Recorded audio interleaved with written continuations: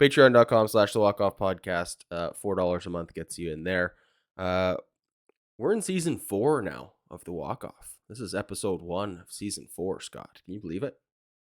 I think we're 2.5 years in. I feel like this is season Well, 3, but either way. 2020, we did it. I guess you're 2021, right. we did it. Sure. 2022, we did it. This is 2023 now. So All this right. is the 4th season. Here we go. Anyways, seasons 1 and 2, we did live watch parties. Remember those? Yes, I do. Those were fun, but also a bit of a grind, if I'm being honest. Anyways, we're Mhm. bringing those back, Patreon exclusives. So Yeah, so everyone can join us. Yeah. one game a month, we're gonna pick a game. It won't be Blue Jays versus Royals. It'll be Blue Jays versus Yankees or Red Sox. It'll be a good game every month. We're gonna get together with the Patreon and do a live stream for those games. We have been doing movie reviews, baseball movie reviews. Those may be coming back sporadically, but we are going to be doing I'm excited about this. monthly movie trivia nights. So that'll be a lot of fun. We'll do live stream monthly trivia nights for our Patreon.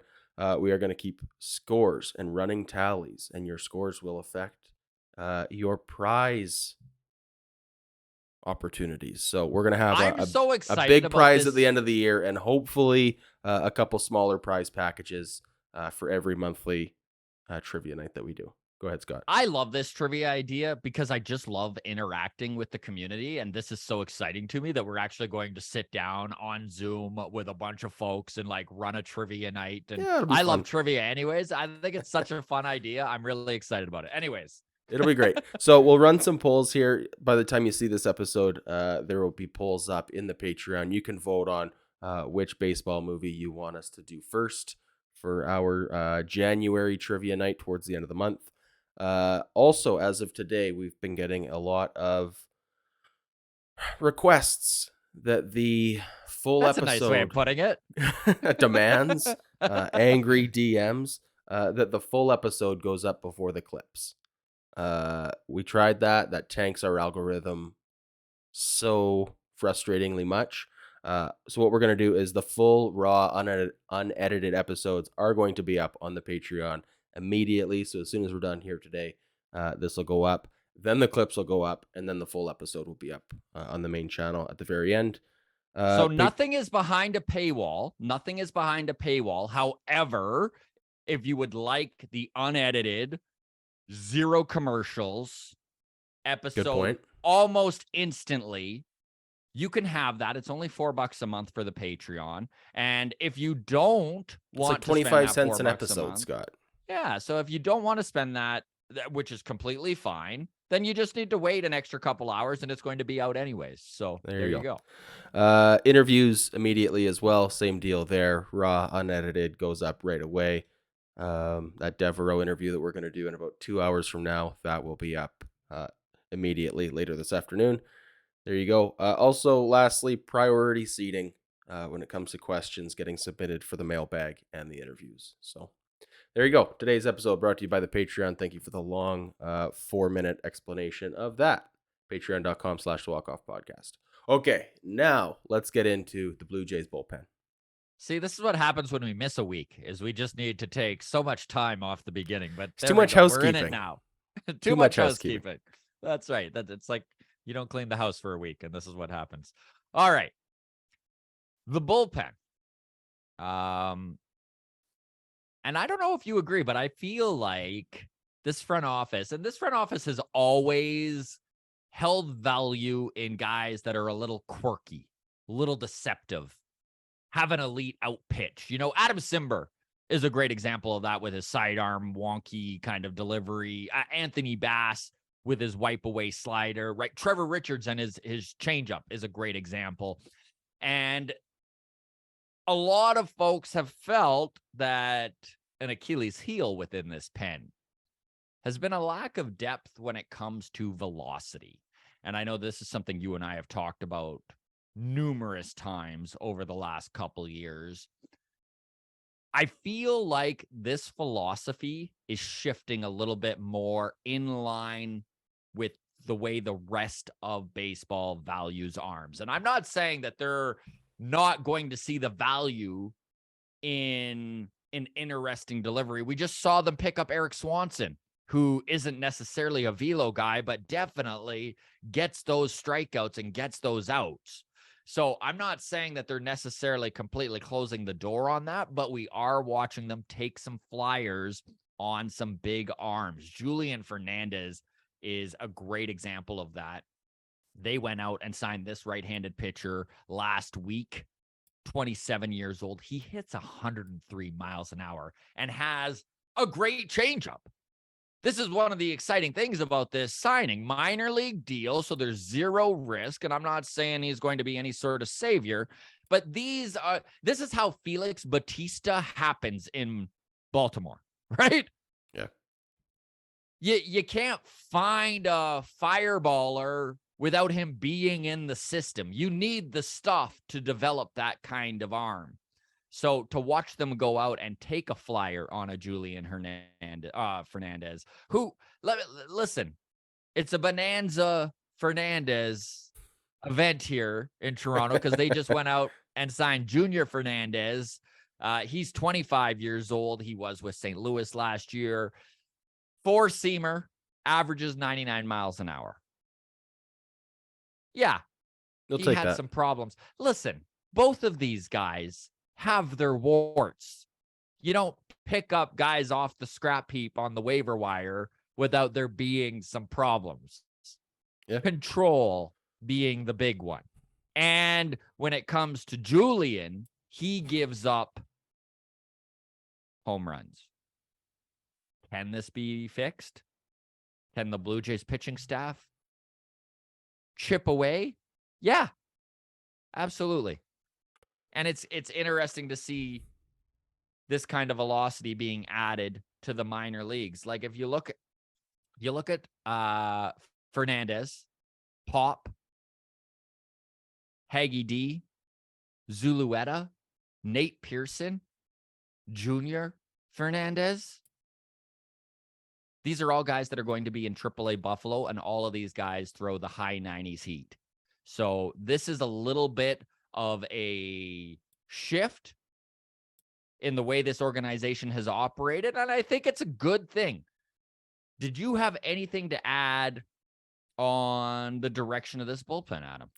No, I just want to highlight once again, bullpen is a bit of a crapshoot, and I know you touched on the warts, but like I'm looking at Rafael Montero, relief pitcher for the Astros, pitched great last year.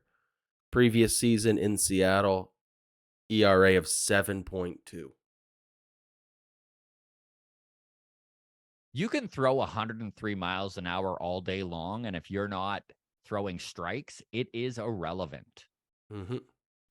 So we just got to hope he finds it, right? Settles in. And that's the truth. You hope he finds it. This is the story of all of these guys. You know, like you think Felix Bautista just happened? You think Montero just happened? All of these guys were works in progress until they weren't. And it's just unfortunately the way it goes. But the fact that this Blue Jays Bison's team is so loaded with that type of arm is awesome.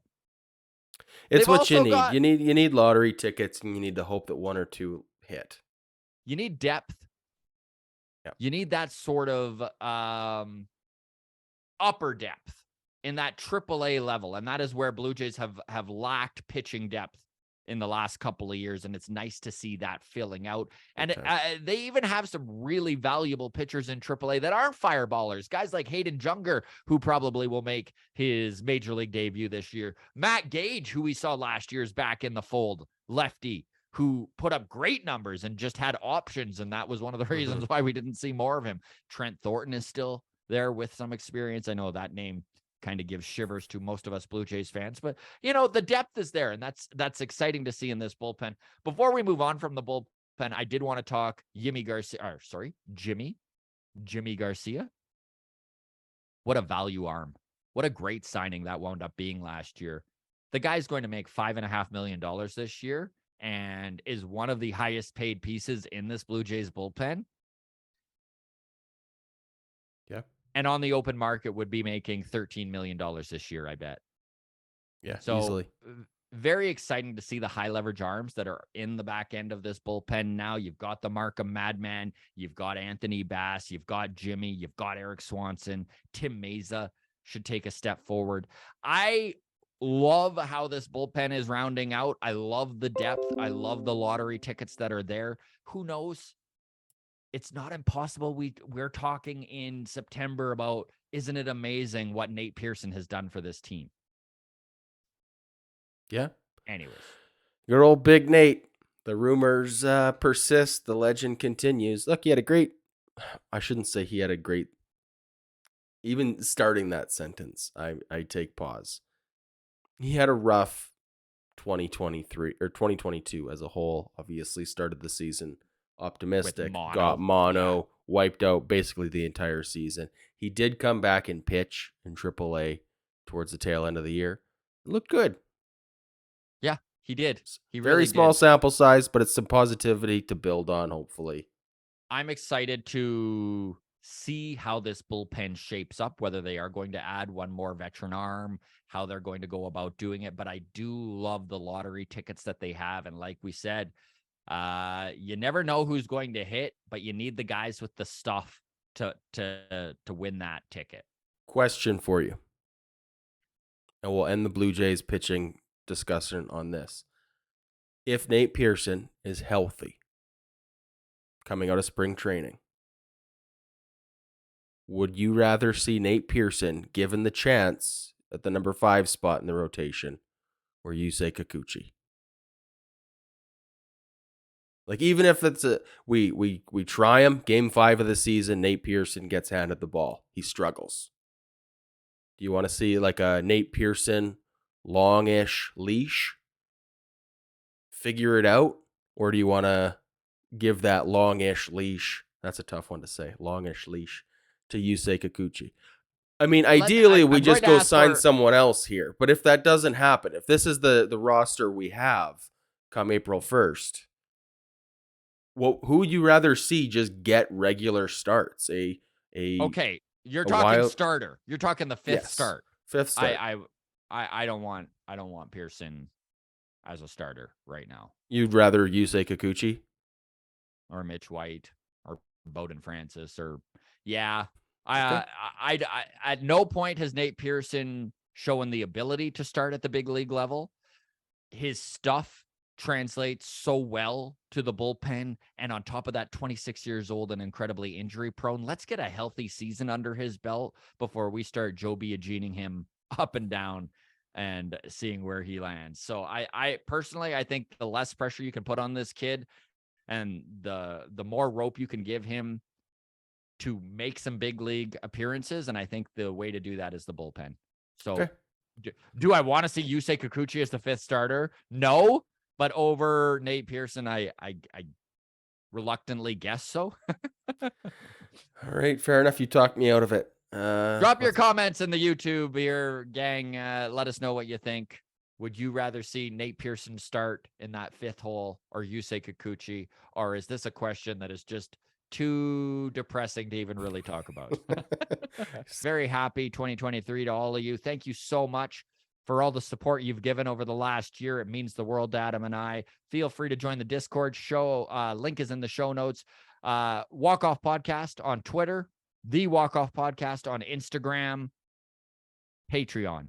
Feel free to join us. We've got real reasons to do so now. If you don't wish to wait for the clips to come out, if you would just like the unedited version of the show right away with no interruptions or advertising, that is now available. And we're going to be doing trivia nights as well, which is very fun. All right, everybody, take care of yourselves. Cheers.